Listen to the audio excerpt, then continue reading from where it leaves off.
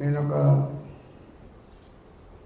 20 ఏళ్ళ సుదీర్ఘ రాజకీయ జీవితంలో ఇప్పుడున్నటువంటి పొల్యూట్ అయిన పాలిటిక్స్ ఎప్పుడు చూడలే.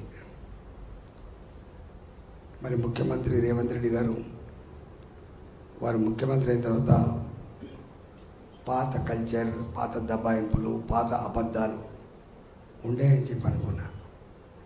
కానీ అధికారంకి వచ్చిన తర్వాత వారి భాష మారలే,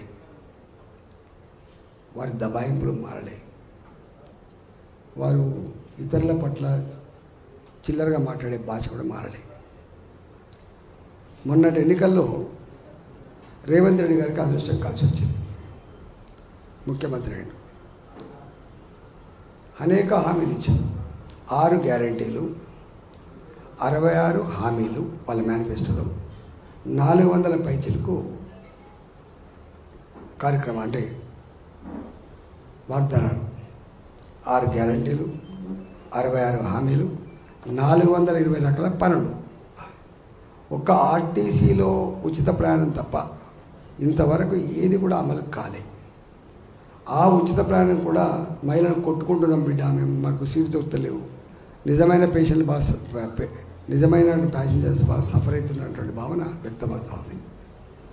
ఇవాళ నేను అడుగుతున్నా ముఖ్యమంత్రి గారిని, నేను ముఖ్యమంత్రి గారు వారు అయిన తర్వాత ఈ కాళేశ్వరంలో ఏ అక్రమాలు జరిగినాయో దాని మీద ఇమీడియట్ నిర్ణయం తీసుకొని చర్యలు ఉంటాయని చెప్పి భావించినాం.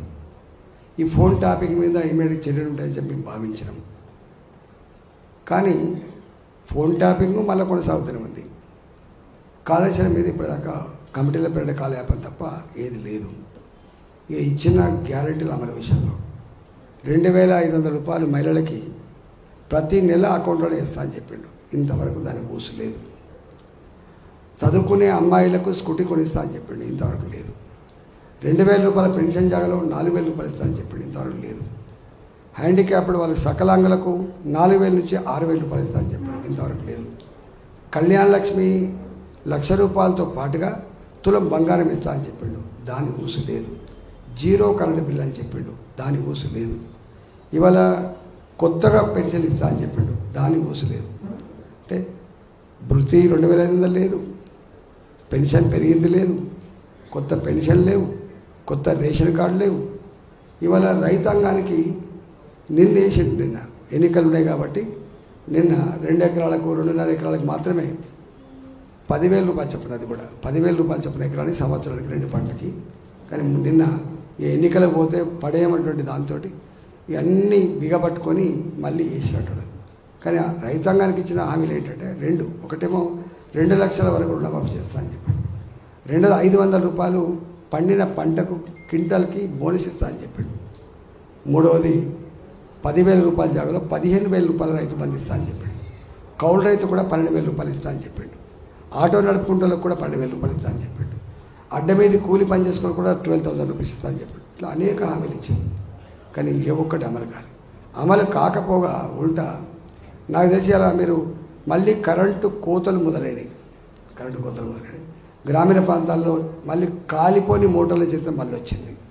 మళ్ళీ ట్రాన్స్ఫార్మర్లు కాలిపోతున్నాయి, పంటలు ఎండిపోయినాయి. ఇవన్నీ ప్రజలు అసహించుకుంటారు. అంటే కేసీఆర్ విఫలమవడానికి చాలా టైం పట్టింది. కానీ రేవంత్ రెడ్డి గారు మాత్రం ఇచ్చిన మాటను అమలు చేసే వ్యక్తి కాదని 4 నెలల కాలంలో తెలిసిపోయింది.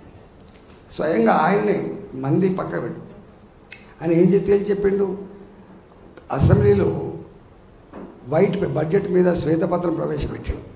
శ్వేతపత్రం అని చెప్పిన మాట ఏంటంటే ఈ రాష్ట్రం అప్పుల ఊబిలో కూరుకుపోయింది.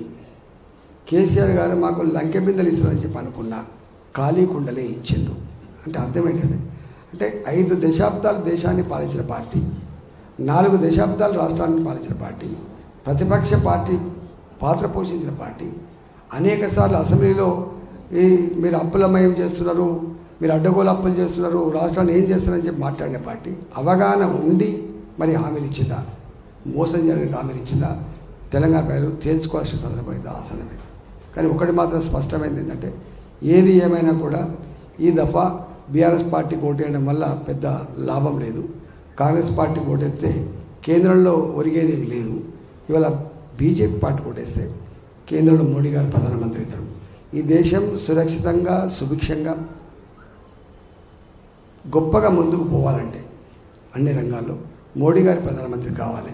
ఇక్కడ ఈ నియోజకవర్గ అభివృద్ధి చెందాలంటే మీరే కావాలంటే భావన ఉంది. కాబట్టి ఇవాళ ఇంకా ఎంత బాధ అయితే అంటే ఇవాళ ఆర్టిఫిషియల్ ఇంటెలిజెన్స్ వచ్చిన తర్వాత సైన్స్ టెక్నాలజీని ఎంత మిస్యూజ్ చేస్తున్నారు. ఇవాళ రిజర్వేషన్లు వద్దన్నాడు మోడీ అమిత్ షా అని చెప్పి మార్ఫింగ్ చేసి పెట్టించాడు.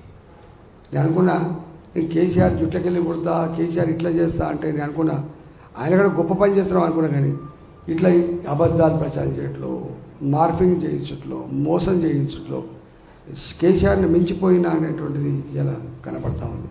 ఇది ఆయనకి ఇట్లా మోసం చేయలే, ఆయన డైరెక్ట్గా చేతి చేసారు. కానీ ఈ మార్ఫింగ్ చేసుడు ఆయన ఏంది అన్నట్టు చేసారు చేస్తే ఆయన బాధ్యత నేను చెప్పి చేస్తున్నా అని చెప్పేది. నేను ఏదో మాట్లాడుతున్నాడు ఆయన ఈటల రాజేంద్ర గారు అన్నిటికీ సాక్ష్యం. అన్నిటికీ సాక్ష్యం ఎట్లుంటుంది అనేది రేపు తెలుస్తుంది. దేని సాక్ష్యం ఉంటారు. మేము 2015లోనే మున్సిపల్ కార్మికులు సమ్మె చేస్తే ఆ సమ్మెకు అండగా ఉన్నాడు. నేను మంత్రి పదవి కంటే కూడా కార్మికుల ప్రయోజనాలు ముఖ్యమని చెప్పి అండగా ఉన్నాడు. నేను ఆర్టీసీ కార్మికులు అశ్వత్థామరెడ్డి గారి నాయకత్వంలో సమ్మె చేస్తే మేము ఆర్టీసీ మంత్రిగా ఉండి కూడా ఆర్టీసీ కార్మికులు మద్దతించాము. మేము ఎప్పుడు వాళ్ళ లెక్క ఊసర వెళ్ళి లెక్క రంగులు మార్చడం, భాష మార్చడం కాదు. మాకు ఒక పద్ధతి ఉన్నది. ఇప్పుడు కూడా ఏదో సోషల్ మీడియాలో వస్తుంది, ఈటల రాజేంద్ర గారు మల్కాయి నియోజకవర్గ ప్రజానికానికి ఏదో తాగుబోతులని ఏదో దొంగ ఆర్టిఫిషియల్ ఇంటెలిజెన్స్లో సృష్టించి మార్ఫింగ్ చేసి పెడుతున్నట్టు ఇట్లాంటి చిల్లర పనులు ఎవరు చేస్తారో మళ్ళీ అదే చిల్లర పద్ధతిలో కథమైపోతారు. మేము 24 years అవుతుంది. మా భాష పట్ల అవగాహన ఉంది. మేము ఎంత ఉద్వేగాన్ని లోనైనా, ఎంత గంభీరమైన సందర్భాలు వచ్చినా ఎప్పుడు ఒక్కసారి కూడా మాట తులలే, భాష మారలే, సంస్కారహీనంగా ఇప్పుడు ప్రవర్తించలే. మమ్మల్ని పట్టుకొని ఇట్లా అట్లా డెఫినెట్గా ప్రజలు గమనిస్తారు. ఇవన్నీ ఈ ప్రచారాల ఊరులో అంతిమ న్యాయ నిర్ణేతలు ప్రజలే. కాబట్టి ఇలా రేవంత్ రెడ్డి గురించి 4 నెలలనే అర్థమైంది ఏంటంటే అబద్ధాల కూరు. ఒడ్డెక్కేదాకా ఓడమల్లప్ప, ఒడ్డెక్కినాక బోడమల్లప్ప. ఇది ఆయన పట్ల అర్థమైంది. ఈ మధ్య వారు చేస్తున్న భాష చూస్తూ ఉంటే అసలు కాన్షియస్గా ఉండడా లేదా అనిపిస్తాను. మతిభ్రమించి మాట్లాడుతున్నా లేకపోతే కాన్షియస్గా మాట్లాడుతున్నా అనిపిస్తుంది. అందుకని అట్లాంటి జోలికి మేము పోము.